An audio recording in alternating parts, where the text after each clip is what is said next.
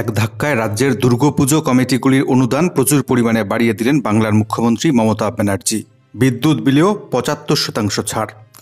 দুর্গাপুজো কমিটিগুলির জন্য সরকারি অনুদান আবার বৃদ্ধি পেল। গত বছর পুজো কমিটিগুলিকে দেওয়া হয়েছিল ৭০,০০০ টাকা করে। এবছর ৪৩,০০০-এরও বেশি পুজো কমিটিকে দেওয়া হচ্ছে ৮৫,০০০ টাকা করে। মঙ্গলবার ঘোষণা করলেন মুখ্যমন্ত্রী মমতা ব্যানার্জি। তবে এখানেই শেষ নয়, আগামী বছর থেকে এই পুজোর অনুদান বেড়ে হবে ১ লক্ষ টাকা, এদিন জানিয়ে দিয়েছেন মুখ্যমন্ত্রী নিজের মুখেই। ২০২৫ সাল থেকে এই অনুদান বৃদ্ধি পেয়ে হবে ১ লক্ষ টাকা। গত বছরও ক্লাবগুলির জন্য অনুদান বৃদ্ধি করা হয়েছিল, সেবার ৭০,০০০ টাকা করে অনুদান দেওয়া হয়েছিল ক্লাবগুলিকে। ২০২২ সালে প্রতিটি ক্লাব পেয়েছিল ৬০,০০০ টাকা করে। পুজো কমিটিগুলিকে বিদ্যুতের মাসুলেও এবার ৭৫% ছাড় দেবার জন্য ঘোষণা করেছেন বাংলার মুখ্যমন্ত্রী। আগামী ১৫ই অক্টোবর কলকাতায় হবে প্রতিমা নিরঞ্জনের কার্নিভাল। জেলায় জেলায় কবে হবে কার্নিভাল তা জেলা প্রশাসনকে ঠিক করবার জন্য বলেছেন মুখ্যমন্ত্রী। বিদ্যুতের ছাড় আগের বারে ছিল 2/3 মানে 66%, কিন্তু এবার আমি সিএসসির সাথে কথা বলেছি এবং পাওয়ার ডিপার্টমেন্টের শান্তনু অরূপের সাথেও কথা বলেছি। আমি বলেছি 66% হবে না, 75% ছাড় করো, কারণ বিদ্যুতের দামটা একটু বেশি করে দিয়েছে। আর গতবারে অনুদান পেয়েছিলেন কত? প্রথম যখন শুরু করেছিলাম ২৫,০০০ দিয়ে, ঠিক তো? তারপরে আস্তে আস্তে আস্তে আস্তে ৭০ এসছে। এবার ৭০ থেকে স্ল্যাবটা বাড়িয়ে ৮৫,০০০ করে দিলাম। কাজেই এবার যদি ১৫,০০০ বাড়তে পারে, আগামী দিনও বলে রাখলাম আগামী বছর এটা ১ করে দেবো, ঠিক আছে? ২ বছরেরটাই কিন্তু ডিক্লেয়ার করে দিলাম ইন অ্যাডভান্স। ১৫ তারিখ কার্নিভেল হবে, কারণ ১৬ তারিখ লক্ষ্মী পুজো। কেন্দ্রে নরেন্দ্র মোদী সরকার তৃতীয়বার ক্ষমতায় আসার পর মঙ্গলবার নতুন সরকারের পরিপূর্ণ বাজেট ঘোষণা করলেন অর্থমন্ত্রী নির্মলা সীতারমণ। একাধিক জিনিসের উপর কর ছাড়ের ঘোষণা করেছেন তিনি। সেই সঙ্গে কর বাড়িয়ে দেওয়া হয়েছে বহু জিনিসের।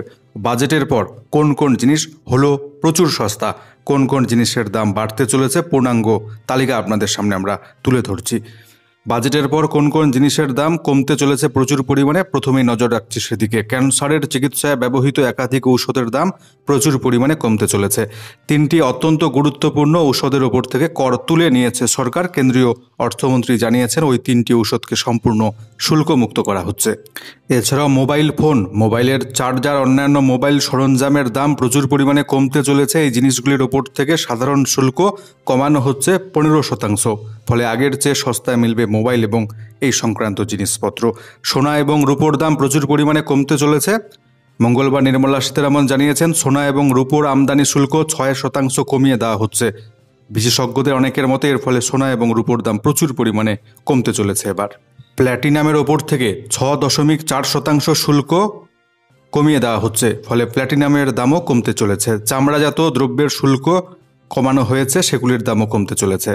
এছাড়াও ২টি ধাতুর দাম কমতে চলেছে। নিকেল এবং তামার ওপর থেকে সাধারণ কর তুলে নিয়েছে কেন্দ্রীয় সরকার, ফলে এই ২টি ধাতুর দাম আরও অনেকটাই কমে যাবে বলে জানা যাচ্ছে। এছাড়াও ২৫টি গুরুত্বপূর্ণ ধাতুর ওপর থেকে কর পুরোপুরি তুলে নিল কেন্দ্রীয় সরকার। সোলার প্যানেল তৈরির জন্য ব্যবহৃত জিনিসপত্রের ওপর থেকে কর তুলে নিচ্ছে সরকার। মঙ্গলবার বাজেট ঘোষণার সময় এই প্রস্তাব দেওয়া হয়েছে। সামুদ্রিক মাছ, অন্যান্য সামুদ্রিক খাবারের ওপর থেকে কর ৫% কমানো হচ্ছে। বাজেটে কিছু কিছু জিনিসের দাম বাড়তে চলেছে, বৃদ্ধি করা হয়েছে করের পরিমাণ। টেলিযোগাযোগের সরঞ্জামের ওপর এতদিন ১০% কর নেওয়া হতো, এবার সেটা বাড়িয়ে ১০% থেকে বাড়িয়ে 15% করা হলো। প্লাস্টিকের বিভিন্ন জিনিসপত্রের দাম বৃদ্ধি পেতে চলেছে, প্লাস্টিকজাত জিনিসের শুল্ক বাড়িয়ে দেওয়া হলো। এছাড়া অ্যামোনিয়াম নাইট্রেটের ওপর ৭.৫ থেকে ১০% কর বৃদ্ধি করল কেন্দ্রীয় সরকার। এছাড়াও আয়কর ছাড়ের ঊর্ধ্বসীমা বাড়িয়ে দিলেন অর্থমন্ত্রী নির্মলা সীতারমণ। এক নজরে দেখে নিচ্ছে নতুন কর কাঠামো। বছরে ৩ লক্ষ টাকা পর্যন্ত উপার্জনের ক্ষেত্রে কোনো আয়কর দিতে হবে না। এবার ৩ লক্ষ থেকে ৭ লক্ষ টাকা পর্যন্ত বাৎসরিক আয়ের ক্ষেত্রে ৫% কর প্রযোজ্য হবে। বাৎসরিক আয় ৭ লক্ষ টাকা থেকে ১০ লক্ষ টাকা হলে ১০% কর দিতে হবে। এছাড়াও বাৎসরিক আয় ১০ লক্ষ টাকা থেকে ১২ লক্ষ টাকার মধ্যে হলে 15% হারে কর গুনতে হবে। ১২ লক্ষ টাকা থেকে ১৫ লক্ষ টাকা পর্যন্ত উপার্জনের ক্ষেত্রে কর দিতে হবে 20%। বছরে আয় যদি ১৫ লক্ষ টাকার বেশি হয় তাহলে 30% হারে কর দিতে হবে। এছাড়াও এই দিনের বাজেটে এদিনের বাজেটে আবাস যোজনায় 1 কোটি গরিব মধ্যবিত্তদের জন্য বাড়ি বানাতে মোট 10 লক্ষ কোটি টাকা বরাদ্দ ঘোষণা করলেন কেন্দ্রীয় অর্থমন্ত্রী। গৃহ নির্মাণের ঋণে দেওয়া হবে ভর্তুকি। এছাড়াও জল সরবরাহের জন্য রাজ্য সরকারগুলির সঙ্গে যৌথভাবে কাজ করা হবে বলে বাজেটে বক্তৃতায় উল্লেখ করা হয়েছে। এদিন অর্থমন্ত্রী জানিয়েছেন, স্ট্যাম্প ডিউটি কমাতে হবে রাজ্য সরকারগুলিকে, আর মহিলারা কোনো সম্পত্তি কিনলে সেই খরচ আরও কম করতে হবে। এছাড়া উচ্চশিক্ষায় 10 লক্ষ টাকা পর্যন্ত ঋণ দেবে নরেন্দ্র মোদীর এনডিএ সরকার। মঙ্গলবার লোকসভায় 2024-25 আর্থিক বছরের সাধারণ বাজেটে কথা ঘোষণা করেছেন অর্থমন্ত্রী। প্রতি বছর 1 লক্ষ পড়ুয়াকে এক্ষেত্রে ঋণ দেবে কেন্দ্রীয় সরকার। তবে এই ঋণ প্রাপ্তির ক্ষেত্রে মানতে হবে শর্ত, একমাত্র দেশীয় শিক্ষা প্রতিষ্ঠানে উচ্চশিক্ষা করলে তবেই পাওয়া যাবে 10 লক্ষ টাকার ঋণের সুবিধে। এছাড়াও 2024-25 অর্থবর্ষের বাজেটে স্কুল শিক্ষা খাতে অর্থ বরাদ্দের পরিমাণ বৃদ্ধি করেছে কেন্দ্র। স্কুল শিক্ষা দপ্তরের বাজেট বরাদ্দ হয়েছে এবার 73,008 কোটি 10 লক্ষ টাকা। উচ্চশিক্ষায় এবারের বাজেট বরাদ্দের পরিমাণ 47,619 কোটি 77 লক্ষ টাকা। এছাড়াও 1 কোটি তরুণ তরুণীকে ইন্টার্নশিপের সুযোগ 500টি শীর্ষস্থানীয় সংস্থায়, বাজেটে নতুন ঘোষণা। দেশের 1 কোটি তরুণ তরুণীকে ইন্টার্নশিপের সুযোগ দেওয়া হবে বিভিন্ন শীর্ষস্থানীয় সংস্থায়। বাজেটে নতুন প্রকল্পের কথা ঘোষণা করলেন অর্থমন্ত্রী। আগামী 5 বছরে দেশের অন্তত 500টি শীর্ষস্থানীয় সংস্থায় ইন্টার্নশিপের জন্য ডাক পাবেন তরুণ তরুণীরা। এই ইন্টার্নশিপ চলাকালীন মাসে 5,000 টাকা করে ইন্টার্নশিপ ভাতা দেওয়া হবে। এছাড়াও 6,000 টাকার এককালীন ভাতা পাবেন তরুণ তরুণীরা। তাদের প্রশিক্ষণের খরচ বহন করবে সংশ্লিষ্ট সংস্থা। এছাড়াও প্রথম যারা চাকুরির বাজারে পা রাখছেন তাদের জন্য 1 মাসের বিশেষ ভাতার বন্দোবস্ত করেছে কেন্দ্রীয় সরকার। 2 কোটির বেশি তরুণ তরুণী এই প্রকল্পের সুবিধা পাবেন। 2 লক্ষ কোটি টাকা এই প্রকল্পের জন্য বরাদ্দ করা হয়েছে। এছাড়াও পরপর দুর্ঘটনার জেরে শেষ পর্যন্ত টনক নড়ল মোদী সরকারের। 2024-25 আর্থিক বছরের বাজেটে রেলের জন্য 2,62,200 কোটি টাকা বরাদ্দ করল কেন্দ্র। রেলমন্ত্রী অশ্বিনী বৈষ্ণব দাবি করেছেন এটি রেকর্ড বরাদ্দ রেলের জন্য, আর এই রেকর্ড বরাদ্দের প্রায় অর্ধেক 1,08,000 কোটি টাকা সুরক্ষা খাতে খরচ করবে ভারতীয় রেল। প্রধানত পুরনো রেল লাইন পাল্টে নতুন বসানো হবে, সিগন্যালিং ব্যবস্থার আমূল সংস্কার করবে, ফ্লাইওভার, আন্ডারপাস, কবচ প্রযুক্তি কার্যকরের লক্ষ্যে ব্যবহৃত হবে এই অর্থ।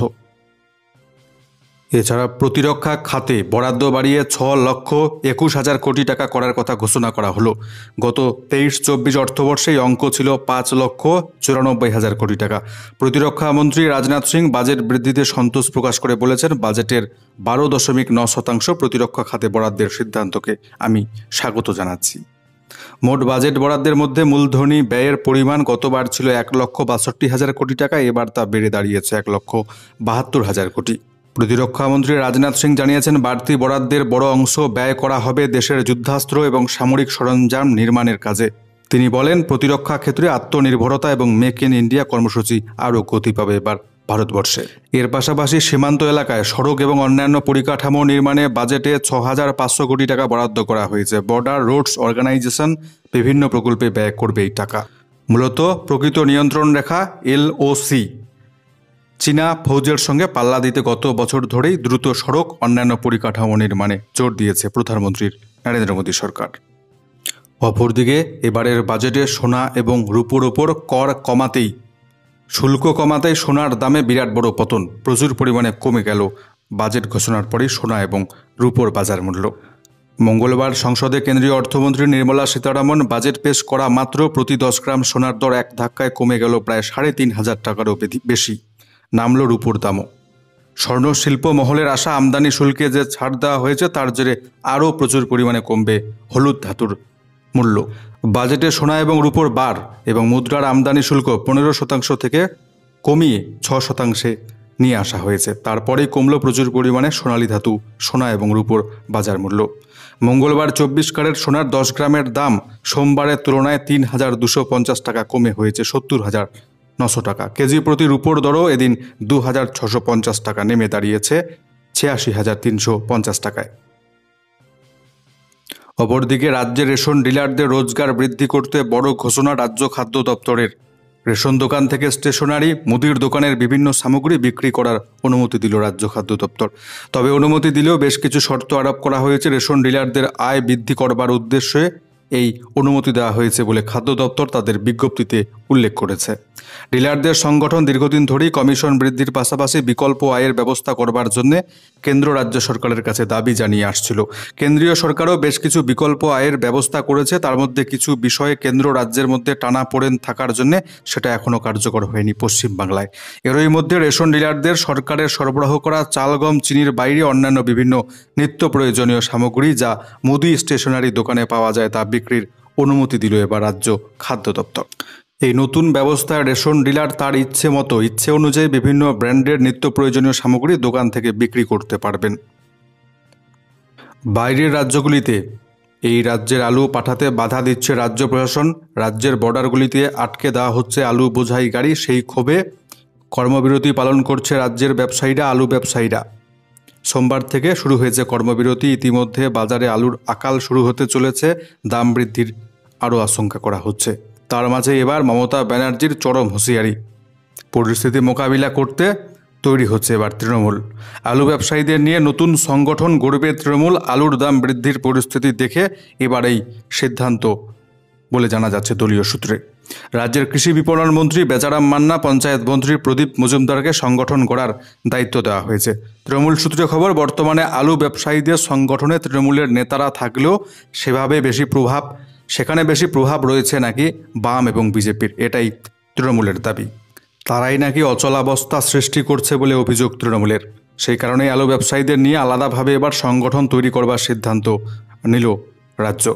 মঙ্গলবার বিধানসভায় মুখ্যমন্ত্রীর ঘরে মন্ত্রিসভার বৈঠক ডেকেছিলেন মমতা ব্যানার্জি। সেখানে আলুর দাম নিয়ে আলোচনা হয়। তৃণমূল সূত্রে খবর, বৈঠকে মমতা ব্যানার্জি বলেন, আলুর দাম নিয়ন্ত্রণে রাখতে কঠিন পদক্ষেপ নাকি করবে এবার রাজ্য সরকার।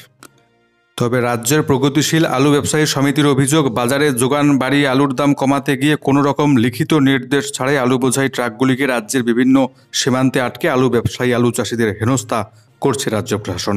এর প্রতিবাদে চলছে রাজ্য জুড়ে কর্মবিরতি।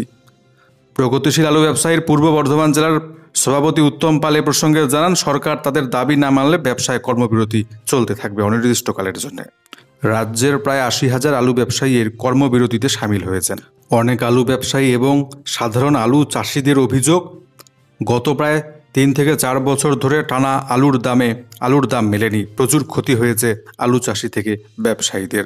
এবার একটু দাম পেলেও এবার মুখ্যমন্ত্রীর এই সিদ্ধান্তে অনেকটাই সমস্যায় পড়ছেন আলু ব্যবসায়ী থেকে সাধারণ আলু চাষিরা। অনেক আলু চাষির অভিযোগ, যখন আলু চাষ করা হয় তখন সারের দাম দ্বিগুণ থেকে ৩ গুণ হয়ে যায়, তখন কোথায় থাকে এই রাজ্য প্রশাসন? কিন্তু যখনই একটু আলুর দাম বৃদ্ধি পায়, লাভের মুখ দেখে কৃষক থেকে ব্যবসায়ীরা, তখনই এই সমস্ত সিদ্ধান্তে তারা উদ্বিগ্ন। এক নজরে রাজ্যের ওয়েদার রিপোর্টটি দেখে নিচ্ছি। উত্তরবঙ্গ থেকে শুরু করে দক্ষিণবঙ্গ কোনো জেলাতে এই মুহূর্তে আজকে ভারী বৃষ্টিপাত কিংবা অতি ভারী বৃষ্টিপাতের কোনো সতর্কবার্তা নেই। আবহাওয়া দপ্তর আজকের লেটেস্ট রিপোর্টে জানাচ্ছে, উত্তরবঙ্গ থেকে শুরু করে দক্ষিণবঙ্গ প্রত্যেকটি জেলাতে বিক্ষিপ্তভাবে সামান্য হালকা মাঝারি বৃষ্টিপাতের সম্ভাবনা থাকছে। পরবর্তী ৪৮ থেকে ৭২ ঘন্টার মধ্যে উত্তরবঙ্গ কিংবা দক্ষিণবঙ্গ কোনো জেলাতে এই মুহূর্তে ভারী অতি ভারী বৃষ্টিপাতের কোনো সতর্কবার্তা জারি করেনি আবহাওয়া দপ্তর। আমাদের আজকের সংবাদগুলো এখানেই বিদায় নিচ্ছি। আপনাদের কাছ থেকে ফিরে আসছি পরবর্তী গুরুত্বপূর্ণ সংবাদগুলির সাথে।